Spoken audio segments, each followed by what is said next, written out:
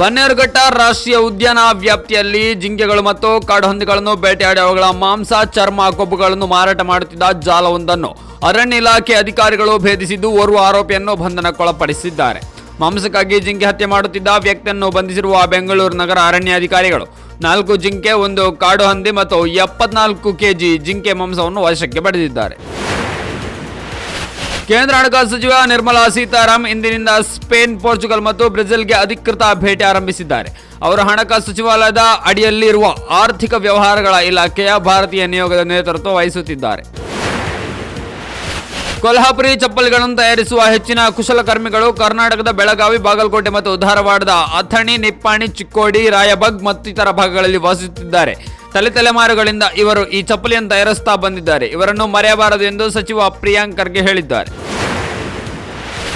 ಸೆಪ್ಟೆಂಬರ್ನಲ್ಲಿ ಕ್ರಾಂತಿ ನಡೆಯಲಿದೆ ಎಂಬ ಬಿರುಗಾಳಿ ಎದ್ದ ಬೆನ್ನಲ್ಲೇ ಸಿಎಂ ಸಿದ್ದರಾಮಯ್ಯ, ನಾನು ಮತ್ತು ಡಿಕೆ ಶಿವಕುಮಾರ್ ಒಟ್ಟಾಗಿ ಇದ್ದೇವೆ. ನಮ್ಮ ಸರ್ಕಾರ ಬಂಡೆ ರೀತಿ 5 ವರ್ಷ ಇರಲಿದೆ ಎಂದು ಹೇಳಿದ್ದಾರೆ. ಮಾಧ್ಯಮಗಳ ಜೊತೆ ಡಿಕೆಶಿ ಕೈ ಹಿಡಿದು ಮಾತನಾಡಿದ ಅವರು, ನಮ್ಮಿಬ್ಬರ ಮಧ್ಯೆ ತಂದಿಡುವ ಪ್ರಯತ್ನವನ್ನು ಮಾಡಿದರೂ ಅದು ಆಗುವುದಿಲ್ಲ ಎಂದಿದ್ದಾರೆ.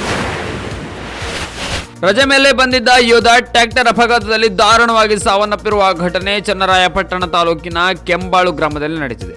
ಲೋಹಿತ್ ಅಲಿಯಾಸ್ ಪುಚ್ಚಿ ಮೃತಪಟ್ಟ ಸೈನಿಕ. ರಜೆ ಹಿನ್ನೆಲೆಯಲ್ಲಿ ಊರಿಗೆ ಬಂದಿದ್ದ ಲೋಹಿತ್ ನಿನ್ನೆ ಟ್ರ್ಯಾಕ್ಟರ್ನಲ್ಲಿ ಜಮೀನಿನ ಬಳಿಗೆ ತೆರಳುತ್ತಿದ್ದ ವೇಳೆ ಟ್ರ್ಯಾಕ್ಟರ್ ಮಗುಚಿ ಬಿದ್ದಿತ್ತು. ವಿದೇಶಿ ವಿನಿಮಯ ನಿರ್ವಹಣಾ ಕಾಯ್ದೆ ಉಲ್ಲಂಘಿಸಿದ್ದಕ್ಕಾಗಿ ಜಾರಿ ನಿರ್ದೇಶನಾಲಯ ವಿಧಿಸಿರುವ 10.65 ಕೋಟಿ ರೂಪಾಯಿ ದಂಡವನ್ನು ಪಾವತಿಸಲು ಬಿಸಿಸಿಐಗೆ ನಿರ್ದೇಶನ ನೀಡಬೇಕೆಂದು ಕೋರಿ ಮಾಜಿ ಕ್ರಿಕೆಟ್ ಆಡಳಿತಾಧಿಕಾರಿ ಲಲಿತ್ ಮೋದಿ ಸಲ್ಲಿಸಿದ ಅರ್ಜಿಯನ್ನು ಸುಪ್ರೀಂ ಕೋರ್ಟ್ ವಜಾಗೊಳಿಸಿದೆ. ಕುಕ್ಕೆ ಸುಬ್ರಹ್ಮಣ್ಯ ದೇವಸ್ಥಾನಕ್ಕೆ ತಮಿಳುನಾಡು ಬಿಜೆಪಿ ಮಾಜಿ ರಾಜ್ಯಾಧ್ಯಕ್ಷ ಅಣ್ಣಾಮಲೈ ಕುಟುಂಬ ಸಮೇತರಾಗಿ ಭೇಟಿ ನೀಡಿ ದೇವರ ದರ್ಶನ ಪಡೆದಿದ್ದಾರೆ. ಕುಕ್ಕೆಯ ಶ್ರೀ ಸಂಪುಟ ನರಸಿಂಹಸ್ವಾಮಿ ಮಠದಲ್ಲಿ ಆಶ್ಲೇಷ ಬಲಿ ಪೂಜೆ ನೆರವೇರಿಸಿದ ಅಣ್ಣಾಮಲೈ ಬಳಿಕ ಶ್ರೀ ವಿದ್ಯಾಪ್ರಸನ್ನ ತೀರ್ಥ ಸ್ವಾಮೀಜಿಯನ್ನು ಭೇಟಿಯಾಗಿ ಆಶೀರ್ವಾದ ಪಡೆದರು. ಜುಲೈ 3ರಿಂದ ಜಮ್ಮು ಮತ್ತು ಕಾಶ್ಮೀರದಲ್ಲಿ ಆರಂಭವಾಗಲಿರುವ ಅಮರನಾಥ್ ಯಾತ್ರೆಗೆ ಮುಂಚಿತವಾಗಿ ಯಾತ್ರಿಕರ ಸುರಕ್ಷತೆಯನ್ನು ಖಚಿತಪಡಿಸಿಕೊಳ್ಳಲು ಕೇಂದ್ರ ಮೀಸಲು ಪೊಲೀಸ್ ಪಡೆ NH-44ರಲ್ಲಿ ಕಣ್ಗಾವಲು ಹೆಚ್ಚಿಸಿದೆ. ಜಮ್ಮು ಶ್ರೀನಗರ ಹೆದ್ದಾರಿ ಸಾವಿರಾರು ಯಾತ್ರಿಕರಿಗೆ ಪ್ರಮುಖ ಮಾರ್ಗಗಳಲ್ಲಿ ಒಂದಾಗಿದೆ. ಸಿಆರ್ಪಿಎಫ್ ಅದರ ಮೇಲೆ ಕಣ್ಗಾವಲು ಹೆಚ್ಚಿಸಿದೆ. ರಾಷ್ಟ್ರೀಯ ಹೆದ್ದಾರಿಯಲ್ಲಿ K9 ಶ್ವಾನದಳಗಳನ್ನು ಅದರ ಸಿಬ್ಬಂದಿಯೊಂದಿಗೆ ನಿಯೋಜಿಸಲಾಗಿದೆ. ಹೈದರಾಬಾದ್ ಬಳಿಯ ಪಶಮೈಲಾರಾಂನಲ್ಲಿರುವ ಕೈಗಾರಿಕಾ ಘಟಕದಲ್ಲಿ ಸೋಮವಾರ ಸಂಭವಿಸಿದ ಬೃಹತ್ ರಿಯಾಕ್ಟರ್ ಸ್ಫೋಟದಲ್ಲಿ ಕನಿಷ್ಠ 8 ಕಾರ್ಮಿಕರು ಸಾವನ್ನಪ್ಪಿದ್ದು 28 ಮಂದಿ ಗಾಯಗೊಂಡಿದ್ದಾರೆ. ಸಂಗಾರೆಡ್ಡಿ ಜಿಲ್ಲೆಯ ಕೈಗಾರಿಕಾ ಪ್ರದೇಶದ ರಾಸಾಯನಿಕ ಕಾರ್ಖಾನೆಯಲ್ಲಿ ಬೆಳಗ್ಗೆ 9 ಗಂಟೆ ಸುಮಾರಿಗೆ ಈ ಘಟನೆ ಸಂಭವಿಸಿದೆ.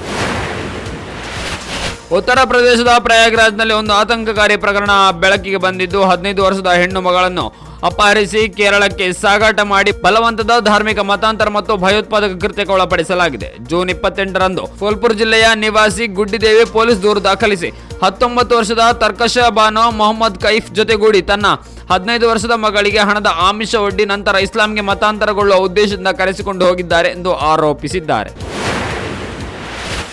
ಬಿಜೆಪಿ ರಾಜ್ಯ ಕಾರ್ಯಾಲಯಕ್ಕೆ ಕಾಂಗ್ರೆಸ್ ಕಾರ್ಯಕರ್ತರು ಪದೇ ಪದೇ ಮುತ್ತಿಗೆ ಹಾಕುತ್ತಿರುವ ಮತ್ತು ಪ್ರತಿಭಟನಾಕಾರರ ವಿರುದ್ಧ ಪೊಲೀಸರು ಯಾವುದೇ ಕ್ರಮ ಕೈಗೊಳ್ಳದೇ ಇರುವುದರ ವಿರುದ್ಧ ಸೋಮವಾರ ಬೆಂಗಳೂರು ನಗರ ಪೊಲೀಸ್ ಆಯುಕ್ತರಿಗೆ ಪರಿಷತ್ ಪ್ರತಿಪಕ್ಷ ನಾಯಕರಾದ ಛಲವಾದಿ ನಾರಾಯಣಸ್ವಾಮಿ ಅವರ ನೇತೃತ್ವದಲ್ಲಿ ಬಿಜೆಪಿ ನಿಯೋಗ ದೂರು ಸಲ್ಲಿಸಿತು. ಭಾರತವು ತನ್ನ ಬಾಹ್ಯಾಕಾಶ ಆಧಾರಿತ ಕಣ್ಗಾವಲು ಸಾಮರ್ಥ್ಯಗಳನ್ನು ಹೆಚ್ಚಿಸಲು ವಿಶೇಷವಾಗಿ ಚೀನಾ ಮತ್ತು ಪಾಕಿಸ್ತಾನದೊಂದಿಗೆ ತನ್ನ ಗಡಿಗಳಲ್ಲಿ ಮತ್ತು ಹಿಂದೂ ಮಹಾಸಾಗರದ ಪ್ರದೇಶದಲ್ಲಿ 52 ರಕ್ಷಣಾ ಕಣ್ಗಾವಲು ಉಪಗ್ರಹಗಳ ಉಡಾವಣೆಯನ್ನು ವೇಗಗೊಳಿಸಿದೆ. ದಿವ್ಯಾ ತನ್ವರ್ ಭಾರತದ ಕಿರಿಯ IPS ಅಧಿಕಾರಿಯಾಗಿ ಹೊರಹೊಮ್ಮಿದ್ದಾರೆ. ಕಠಿಣ ಪರಿಶ್ರಮ ಮತ್ತು ದೃಢ ಸಂಕಲ್ಪವಿದ್ದರೆ ಏನು ಬೇಕಾದರೂ ಸಾಧಿಸಬಹುದು ಎಂಬುದನ್ನು ಅವರು ತೋರಿಸಿಕೊಟ್ಟಿದ್ದಾರೆ. ಅಂದಹಾಗೆ ಅವರು AIR ಅಂದ್ರೆ ಅಖಿಲ ಭಾರತ ರ್ಯಾಂಕ್ ಅನ್ನು 105ನೇ ರ್ಯಾಂಕ್ ಅನ್ನು ಪಡೆದಿದ್ದು, ಅವರ ವಯಸ್ಸು ಈಗ ಕೇವಲ 21 ವರ್ಷ. ಭಾರತ ಮತ್ತು ಅಮೆರಿಕ ನಡುವಿನ ವ್ಯಾಪಾರ ಒಪ್ಪಂದ ಇನ್ನು 1 ವಾರದೊಳಗೆ ಅಂತಿಮಗೊಳ್ಳಲಿದೆ ಎಂದು ಮೂಲಗಳು ತಿಳಿಸಿವೆ. ಹಿರಿಯ ಅಧಿಕಾರಿಗಳ ಪ್ರಕಾರ ಕೃಷಿ ಮತ್ತು ಆಟೋಮೊಬೈಲ್ನಂತಹ ವಲಯಗಳಲ್ಲಿ ಪ್ರಮುಖ ರಿಯಾಯಿತಿಗಳಿಗೆ 2 ರಾಷ್ಟ್ರಗಳು ಒಪ್ಪಿಕೊಂಡಿದೆ. ಭಾರತದ ವಾಣಿಜ್ಯ ಇಲಾಖೆಯ ವಿಶೇಷ ಕಾರ್ಯದರ್ಶಿ ಮತ್ತು ಪ್ರಸ್ತುತ ವಾಷಿಂಗ್ಟನ್ನಲ್ಲಿ ಉನ್ನತ ಮಟ್ಟದ ನಿಯೋಗದ ನೇತೃತ್ವವನ್ನು ರಾಜೇಶ್ ಅಗರ್ವಾಲ್ ವಹಿಸಿದ್ದಾರೆ. ಕರ್ನಾಟಕದ ಹುಬ್ಬಳ್ಳಿ ವಿಮಾನ ನಿಲ್ದಾಣಕ್ಕೆ ಬಾಂಬ್ ಬೆದರಿಕೆ ಬಂದಿದೆ. ಇಮೇಲ್ ಮೂಲಕ ಬಂದ ಬಾಂಬ್ ಸ್ಫೋಟದ ಬೆದರಿಕೆಯಿಂದಾಗಿ ಭಾರೀ ಭದ್ರತೆ ಒದಗಿಸಲಾಗಿದೆ. ವಿಮಾನ ನಿಲ್ದಾಣದ ನಿರ್ದೇಶಕರಾದ ರೂಪೇಶ್ ಕುಮಾರ್ ಶ್ರೀಪಾದ್ ಅವರ ಅಧಿಕೃತ ಇಮೇಲ್ ಖಾತೆಗೆ ಅಪರಿಚಿತ ಮೇಲ್ ಐಡಿಯಿಂದ ಬಾಂಬ್ ಬೆದರಿಕೆ ಸಂದೇಶ ಬಂದಿದೆ. ಜಮ್ಮು ಮತ್ತು ಕಾಶ್ಮೀರದ ಗಡಿ ಜಿಲ್ಲೆಗಳಾದ ಪೂಂಚ್ ಮತ್ತು ರಜೌರಿ ಬಳಿ ಗಡಿ ನಿಯಂತ್ರಣ ರೇಖೆಯಲ್ಲಿ ಭಾರತದೊಳಗೆ ನುಸುಳಲು ಯತ್ನಿಸುತ್ತಿದ್ದ ಪಾಕಿಸ್ತಾನಿ ಟೆರರಿಸ್ಟ್ ಗೈಡ್ನನ್ನು ಬಂಧಿಸಲಾಗಿದೆ ಎಂದು ಅಧಿಕಾರಿಗಳು ಸೋಮವಾರ ತಿಳಿಸಿದ್ದಾರೆ. ಮುಸ್ಲಿಮರು ವಾಸಿಸುವ ಮೊಹಲ್ಲಾಗಳಲ್ಲಿ ಭಗವದ್ಗೀತೆ ಪ್ರಚಾರದಿಂದ ಹಿಂದೂ ರಾಷ್ಟ್ರದ ಕಲ್ಪನೆ ಸಾಕಾರಗೊಳ್ಳಲಿದೆ ಎಂದು ಮಹಾರಾಷ್ಟ್ರದ ಸಚಿವ ನಿತೇಶ್ ರಾಣೆ ಭಾನುವಾರ ತಿಳಿಸಿದ್ದಾರೆ. ಭಗವದ್ಗೀತೆ ಎಂದಿಗೂ ದ್ವೇಷವನ್ನು ಅಥವಾ ಮತಾಂತರಗಳನ್ನು ಬೋಧಿಸುವುದಿಲ್ಲ. ಅದರ ಬೋಧನೆಗಳು ಮೊಹಲ್ಲಾಗಳಿಗೆ ಹರಡಿದರೆ ಅವರ ಆಲೋಚನೆಗಳು ಸಹ ರೂಪಾಂತರಗೊಳ್ಳುತ್ತದೆ. ಇದು ನಮ್ಮ ಹಿಂದೂ ರಾಷ್ಟ್ರವನ್ನು ಬಲಪಡಿಸುತ್ತದೆ ಎಂದಿದ್ದಾರೆ. ಕಾನ್ಪುರದ ಐಐಟಿ ಮತ್ತು ಬೆಂಗಳೂರಿನ ಐಐಎಸ್ಸಿ ತಮ್ಮ ಕ್ಯಾಂಪಸ್ಗಳಲ್ಲಿ ವೈದ್ಯಕೀಯ ಶಾಲೆಗಳನ್ನು ಸ್ಥಾಪಿಸಲು ಯೋಜಿಸುತ್ತಾ ಇದೆ ಎಂದು ಕೇಂದ್ರ ವಿಜ್ಞಾನ ಮತ್ತು ತಂತ್ರಜ್ಞಾನ ರಾಜ್ಯ ಸಚಿವ ಜಿತೇಂದ್ರ ಸಿಂಗ್ ಅಧಿಕೃತ ಹೇಳಿಕೆಯಲ್ಲಿ ತಿಳಿಸಿದ್ದಾರೆ. ಇಂಜಿನಿಯರಿಂಗ್, ವೈದ್ಯಕೀಯ ವಿಜ್ಞಾನ ಮತ್ತು ಸಂಶೋಧನೆಗಳನ್ನು ಒಂದೇ ಸಂಸ್ಥೆನ ಚೌಕಟ್ಟಿನಡಿ ಸಂಶೋಧಿಸುವ ಮೂಲಕ ಅಂತರಶಿಸ್ತೀಯ ನಾವೀನ್ಯತೆಯನ್ನು ಬೆಳೆಸುವ ಗುರಿಯನ್ನು ಈ ಕ್ರಮ ಹೊಂದಿದೆ.